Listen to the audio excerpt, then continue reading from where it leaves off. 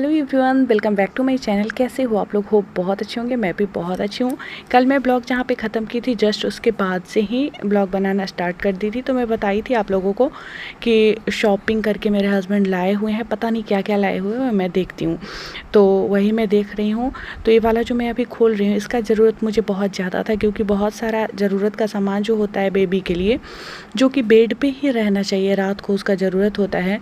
तो ऐसे ही मतलब किसी चीज़ में रखती थी तो मुझे मिलते नहीं रहता था। जैसे मान लो कि बाबू को कभी हम जो डायपर है वो उतना ज़्यादा मैं नहीं पहनाती हूँ। रात में तो हालांकि मैं पहना देती हूँ ताकि वो आराम से सोए और मैं भी सो, लेकिन दिन में उतना नहीं पहनाती हूँ। तो लंगोट को सारा को एक में रखती हूँ। छोटा वाला जो है उसमें एक में सारा मेडिसिन बाबू का रहता है, थर्मामीटर हो गया, जो भी उसका मेडिसिन है, जो साथ में उसका जो क्रीम पाउडर ये सब है, तेल, ये सब उसमें रखती हूँ। और एक में जो ज़रूरत का कपड़ा होता है, जो रात में मुझे ज़रूरत पड़ सकता है, सो रख लेती हूँ ताकि उठ के बार बार नेट से बाहर ना जाना पड़े। क्योंकि बार बार नेट से बाहर जाऊँगी तो फिर क्या होगा कि मच्छर अंदर आ जाएगा, और मच्छर से मुझे बहुत ज़्यादा अभी डर लग रहा है, क्योंकि डेंगू बहुत ज़्यादा फैला हुआ है। तो मेरा ध्यान हमेशा इसी चीज़ पे रहता है कि कहीं घर में मच्छर ना आ जाए, मच्छर ना आ जाए। मैं हमेशा अपने बाबू को भी उसी चीज़ से बचाने में लगी रहती हूँ और ख़ुद भी बचती हूँ, क्योंकि मुझे भी ठीक रहना ज़रूरी है। क्योंकि मैं ठीक रहूँगी तभी मेरे बाबू का केयर जो है वो अच्छे से हो पाएगा। तो सब कुछ मैं इसमें रख लेती हूँ, जो भी रखना है पूरा अरेंज करके। ये जो झोला है अभी मैं उठाई हूँ, तो ये मैं गांव से लेकर आई हूँ। जब मैं आई हूँ तो उसमें सारा सामान था बेबी का, तो सारे चीज़ को मैं इसमें रख देती हूँ। पता नहीं अभी कितने दिन यहाँ रहना पड़ेगा, जब तक मेरा भाई ठीक नहीं हो जाएगा तब तक मम्मी नहीं आएंगी। हालांकि मुझे दिक्कत बहुत ज़्यादा हो रहा है, अकेले सब कुछ मैनेज करना। हस्बैंड ड्यूटी चले जाते हैं, उसके बाद अकेले सब कुछ मैनेज करना बहुत मुश्किल हो जाता है। न खाने का कोई ठिकाना है और ना मतलब किसी भी चीज़ का ठिकाना नहीं है। जब बाबू सोता है तभी कुछ हो पाता है, मतलब उसके हिसाब से ही करना पड़ता है। सुबह में जो खाना मैं बनाती हूँ उसमें भी मुझे बहुत ज़्यादा परेशानी होती है। किसी भी तरह मैं खाना बनाती हूँ, क्योंकि हस्बैंड को जाना रहता है, फिर वो भूखे कैसे जाएंगे। नहीं तो अजीब कंडीशन रहता है, बाबू को छोड़ते नहीं बनता है जब तक वो जगह होता है, और उसको छोड़ के जाती हूँ तो अजीब सा मन होते रहता है। जैसे छत पे कपड़ा फैलाने ही मैं चली जाती हूँ इसको छोड़ के, तो मेरा मन जो है नहीं होते रहता है कि मैं जाऊँ। एकदम दौड़ के जाती हूँ और जल्दी जल्दी से फैला के कपड़ा, और फिर वापस आती हूँ फटाक से, ताकि इसको कोई दिक्कत ना हो जाए, कहीं रोने ना लगे। मतलब 1 मिनट के लिए भी छत पे जाती हूँ तो ध्यान इसी पे लगा रहता है कि कहीं बाबू उठ ना गया हो, कभी रो ना रहा हो। तो ये सब चीज़ें जो है लाइफ में सो अभी चल रही है। मुझे ऐसा लग रहा है कि आप लोगों को अच्छा लगेगा मेरा ब्लॉग। अभी एकदम मेरा जो लाइफ था वो चेंज हो गया पूरी तरह से। बाबू के आने के बाद सबका चेंज हो जाता है। एक शादी होने के बाद चेंज होता है, और एक बाबू आने के बाद फिर से दोबारा से पूरी तरह चेंज। यहाँ पे देखिए मैं कैसे बाबू को और घर के काम को दोनों को मैनेज करती हूँ। तो यहाँ पे मेरा बाबू सोया हुआ है और यहीं पे बैठ के मैं आटा गूँथ रही हूँ, क्योंकि इससे अलग हटूँगी तो हो सकता है उठ जाएगा। तो यहीं पे बैठ के सब कुछ करना होता है। जैसे सब्जी भी कट करती हूँ तो ये बिस्तर पे रहता है पलंग पे, और मैं उसी रूम में मतलब किचन में ना करके उसी रूम में नीचे बैठ के सब्जी कट कर लेती हूँ, आटा गूँथ लेती हूँ। आटा तो यहीं पर मैं बैठ के ऊपर ही गूँथ रही हूँ, क्योंकि इसकी तबीयत ठीक नहीं है। इसको लगातार मैं देखते रहती हूँ। बहुत ज़्यादा घर घर जैसा आवाज़ आते रहता है। इसको ना सर्दी हो गई है और खांसी भी हो रही है थोड़ी बहुत, तो इस वजह से एकदम इसके पास ही रहना पड़ता है। और सबसे ज़्यादा क्या है कि इसको गर्मी बिल्कुल बर्दाश्त नहीं होता है, और फ़ैन चला दो तो फिर इसकी तबीयत ख़राब होती है, फ़ैन नहीं चलाओ तो फिर ये आराम से रहता नहीं है। बहुत ज़्यादा पसीना इसको, इतना छोटा बच्चा को आते रहता है। जो वीडियो है नेक्स्ट डे का है। नेक्स्ट डे मैं स्नान करने के बाद आई हूँ तो मेरा हेयर जो है बहुत ज़्यादा गंदा हो गया था, बहुत ज़्यादा खुजली हो रहा था इसमें डैंड्रफ की वजह से। तो मैं हेयर वॉश फाइनली कर ली हूँ। कई दिनों से सोच रही थी लेकिन कर नहीं पा रही थी, क्योंकि अक्सर क्या होता है कि मैं जब भी नहाने जाऊँगी कि बाबू मेरा जो है वो उठ जाता है, तो इसको देखना रहता है। तो इस वजह से मैं मतलब आराम से समझो तो कुछ भी नहीं कर पाती हूँ, ना आराम से नहा पाती हूँ, ना आराम से खा पाती हूँ। हमेशा इसी पे ध्यान लगा हुआ रहता है कि कभी मतलब एक कहीं रोए ना। एक गाना भी चलाती हूँ तो आराम से कहिएगा एंजॉय नहीं कर पाती हूँ, क्योंकि मन में होते रहता है कि पता नहीं कहीं बाबू न उठ जाए, कहीं वो रो नहीं रहा हो।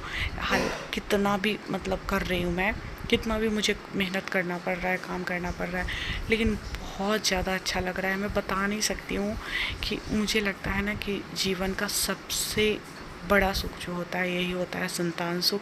जब आप इसका केयर कर रहे होते हैं, इसके साथ खेलते हैं, इसको देखते हैं, तो आप कितना भी काम करके क्यों ना आए हुए हैं, कितना भी आप क्यों ना थके हुए हैं, ऐसा भी हो जाता है कि कभी कभी 2-2 दिन तक ना दिन में सो पाती हूँ ना रात में सो पाती हूँ, लेकिन फिर भी मैं जब बाबू को देखती हूँ तो अपना सारा थकान भूल जाती हूँ।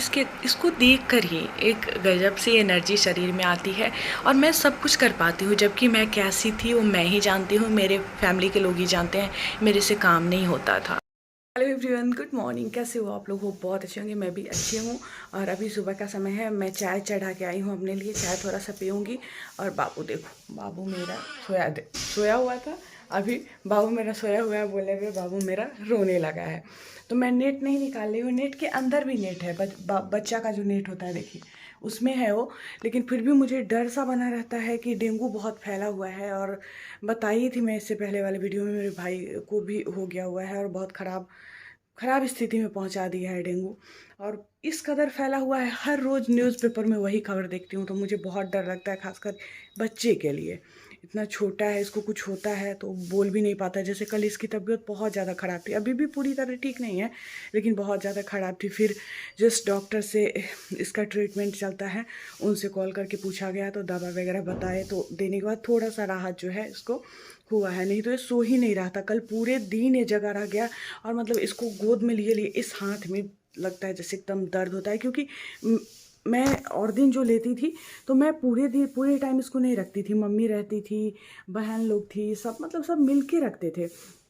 और यहाँ मैं अकेली पड़ गई हूँ, मतलब सारा काम भी इसका करना पड़ता है, घर का जो काम होता है वो भी सारा करना पड़ रहा है, खाना भी बनाना पड़ रहा है। हस्बैंड को 1 मिनट का फुर्सत नहीं है कि वो करे। वो चाहते रहते हैं कि करूँ लेकिन वो फुर्सत नहीं, मतलब वो 10 मिनट के लिए भी अगर आते हैं तो बहुत कुछ कर देते हैं मेरा। लेकिन मैं उनको दोषी नहीं ठहराऊँगी क्योंकि उनके पास टाइम ही नहीं है। और जो कुछ भी वो कर रहे हैं वो हम लोग के लिए ही कर रहे हैं, तो अपने लिए तो कुछ कर नहीं रहे हैं, तो क्या मैं बोलूँ। तो देख चलिए, थोड़ी देर बाद मैं आप लोगों से मिलती हूँ और ब्लॉग को कंटिन्यू करते हैं। बहुत मज़ा आएगा ब्लॉग में। जो बोरिंग मेरा ब्लॉग हुआ करता था वो बोरिंग नहीं है। तो सब्सक्राइब कर लीजिएगा, बेल आइकन को दबा लीजिएगा ताकि नोटिफिकेशन जाए जब मैं नया वीडियो डालूँ तो यहाँ बाबू सोया हुआ है तो मैं बैठी हूँ चाय पीने और थोड़ा सा फ़ोन को देख रही हूँ। जैसे वीडियोस वगैरह डाली रहती हूँ तो उसमें व्यूज़ ये सब कैसे क्या जा रहा है, तो उस पर तो ध्यान रहता है ना। जितने भी यूट्यूबर हैं तो बार बार इस चीज़ पे ज़रूर ध्यान जाता है कि व्यूज़ कितने जा रहे हैं। हूँ बाबू का सारा सामान सब ठीक करने, क्योंकि ये सो नहीं रहा था, बहुत देर से एकदम मेरी गोद में था, मुझे परेशान कर रहा था। अब जाके सोया है, वो भी ठीक से नहीं सोया है लेकिन लेटा हुआ है, बदमाशी नहीं कर रहा है। तो मैं कंघी नहीं की थी 2 दिन से, कल भी नहीं करी थी, आज भी नहीं। तो अभी मैं कंघी की हूँ इसको सुला के। इसके बाद मैं इस सारा सामान, इसका कपड़ा सब है, इसको फोल्ड करके रख लेती हूँ। सब कुछ अरेंज करके बिस्तर को फिर से वो करना है, बेडशीट को, और सारा सामान को अरेंज करके रखती हूँ ताकि रात में मुझे दिक्कत नहीं हो। रात में सारा सामान मेरे पास में रहता है तो बार बार नेट से बाहर नहीं आना पड़ता है। हमेशा ये भय लगा रहता है कि मच्छर अंदर चला जाए। हालांकि मैं बाबू को इसमें रखी रहती हूँ, नेट के अंदर भी इसको रखी रहती हूँ, लेकिन फिर भी मैं अपने बारे में भी सोचती हूँ कि अगर मच्छर काटा और अभी डेंगू का प्रकोप बहुत ज़्यादा है तो मुझे हो जाएगा तो फिर मेरे बच्चा का केयर कैसे होगा। तो इस बात का टेंशन लगा हुआ रहता है। तो मैं नेट अभी खोली हूँ, दिन भर नेट लगा हुआ था, शायद मैं दिखाई भी थी आप लोग को। अभी मैं खोली हूँ इसको, पूरा जो बिस्तर है सब फैल गया हुआ है इसको अरेंज करने के लिए। देर से जगे हुए हो, निन्नी करिए, निन्नी कर लीजिए, फिर मम्मा मालिश कर देगी। देह में दर्द हो रहा है, देह में बेटा को दर्द हो रहा है।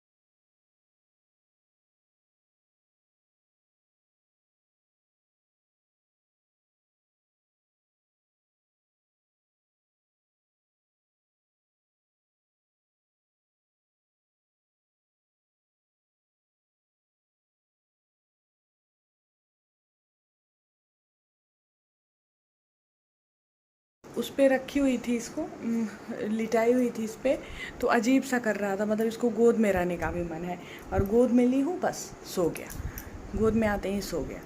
अब सब कुछ बहुत सारा काम मेरा पड़ा हुआ है, क्योंकि सुबह में जो काम की हूँ उसके बाद बच्चे का तो बहुत हो जाता है ना, जैसे शूशू कर लेता है, हमेशा मैं डायपर पहना के घर पे नहीं रखती हूँ।